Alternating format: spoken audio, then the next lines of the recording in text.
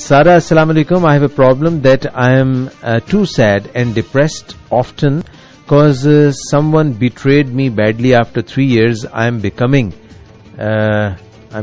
doctor. Please give me some better solution to get rid of it. Thanks. بھائی یہ دیکھیے مطلب doctor بن رہے ہیں یہ بتا رہے ہیں اور کہتے ہیں کسی نے چھوڑ دیا 3 سال ہو گئے اور ڈپریشن ہے. واٹ ڈو یو سے اباؤٹ اٹ؟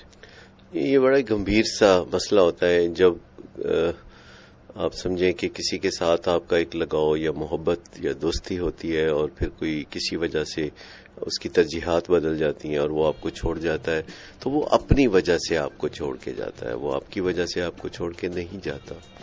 تو یہ اس کو اپنے ذہن میں جب ہم انٹرپریٹ کرتے ہیں تو اس سے بڑا فرق پڑتا ہے کہ ہم ریجیکشن لیتے ہیں یا ہم پاسبلٹی پہ غور کرتے ہیں. اس جگہ تو پھر پرسیپشن کی بات آ گئی. پرسیپشن کی بات ہے. اصل میں یہ ہمارا ذہن اتنا طاقتور ہے کہ ہم چاہے جیسے چاہیں اس چیز کو لے لیں. دیکھیے ہمارا انسان چونکہ ہے نا اشرف المخلوقات میں سے, تو وہ ہمیشہ اسٹیریوٹیپیکل ریئیکشن نہیں دیتا دوسرے جانداروں کی طرح.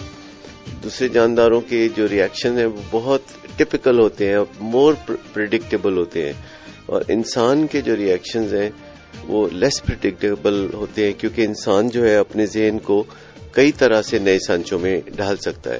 مثلاً جیسے کبھی کوئی ملازمت چھوڑ جاتا ہے جی تو فوری طور پر پریشانی ہوتی ہے کہ اب کیا ہوگا. صحیح.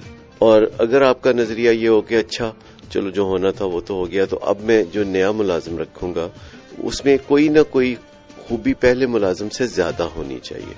اور اگر ہم اس کرائسس کو اس طرح ریزالو کرتے ہیں تو یہ اپرچونٹی بن جاتی ہے. اسی طرح اگر کوئی چھوڑ گیا ہے, اگرچہ یہ تکلیف دہ ہے, اگرچہ ایسا ہونا نہیں چاہیے, پر اب یہ ہو گیا ہے, تو زندگی تو آگے چلتی رہتی ہے. تو اس کے لیے کچھ اس انداز میں اپنے ذہن میں سوچنا چاہیے کہ اچھا ہوا ابھی چھوڑ گیا, اور آگے چل کے چھوڑتا تو زیادہ مسائل ہوتے, تو کیوں نہ اس خلا کو کسی بہتر انسان سے پر کیا جائے. لیکن اس سے پہلے کہ آپ اس خلا کو کسی بہتر انسان سے پر کریں, سب سے پہلے اس خلا کو پوری طرح سے پیدا کرنا ضروری ہے جو پارشلی پیدا ہوتا ہے, اور ابھی ریکال ہوتی ہے اس شخص کی جو کہ آپ کے دل و دماغ میں بسا ہوا تھا جی, اور اس ریکال کو نکالنا بہت ضروری ہے. کئی دفعہ لوگ پچھلی محبت کو پوری طرح سے کلیئر کیے بغیر ایک اگلی محبت میں جب چلے جاتے ہیں جی, تو محبتیں آپس میں گڑبڑ ہوتی ہیں اور زندگی میں مسائل اور زیادہ ہو جاتے ہیں. حتیٰ کہ جن لوگوں کو طلاق ہو جاتی ہے یا سیپریشن ہو جاتی ہے تو جب وہ ایک نیا گھر بساتے ہیں, نئی زندگی میں جاتے ہیں, تو ابھی پچھلی زندگی ان کو ہانٹ کر رہی ہوتی ہے.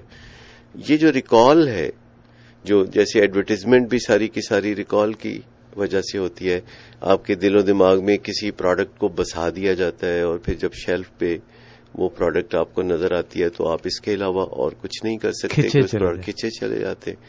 تو یہ ذہن میں رکھنا چاہیے کہ یہ جب کوئی رشتہ ہوتا ہے جو کہ جس کی عادت ہو جاتی ہے اور آپ اسے انجوائے کرتے ہیں, تو پھر بعد ازاں انفارچونیٹلی جب وہ ایک علت بن جاتی ہے, یعنی اب اس کا نقصان ہونے لگتا ہے اور آپ اسے چھوڑ دیتے ہیں یا آپ کی علیحدگی ہو جاتی ہے, تو پھر اپنے ذہنوں کو نئے راستوں پہ گامزن کرنے کے لیے تھوڑا سا ان لرننگ کا ایک پروسیس ہے جس میں سے گزرنا پڑتا ہے.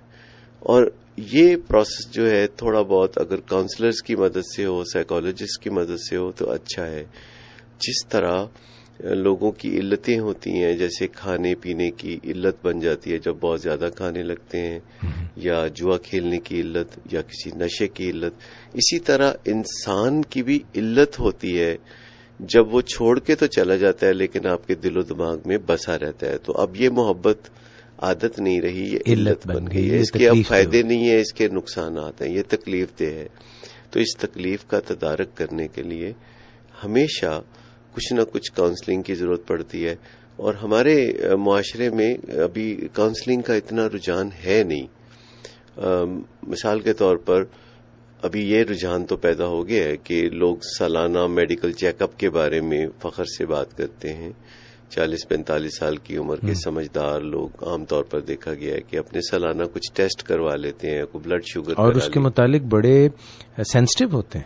ہاں, کولیسٹرول چیک کرا لیا، کوئی دل کا معائنہ کرا لیا، یا دانتوں کے ڈاکٹر کے پاس سال کے بعد جا کے دانتوں کا معائنہ کرانا، یہ اس کا بھی کافی رجحان ہے، سمجھدار لوگ ایسا کرتے ہیں، بچوں کا بھی کراتے ہیں. لیکن شاید کبھی آپ نے دیکھا ہو، شاید ہی کبھی دیکھا ہو کہ کوئی انسان کسی سائیکالوجسٹ کے پاس گیا ہو اور اپنے خیالات کے حوالے سے کچھ وہ سوچ بچار کر رہا ہو کہ میرے خیالات ٹھیک نہج پہ جا رہے ہیں یا نہیں، اور سائیکالوجسٹ سے چیک کرنا، یا سائیکیٹرسٹ کے پاس گیا ہو کہ بہت بیماریاں آج کل سننے میں آتی ہیں، بائیپولر ڈس آرڈر، شیزوفرینیا، ڈپریشن، تو کیا کوئی ایسی علامتیں ابتدائی شکل میں میرے اندر موجود تو نہیں ہے؟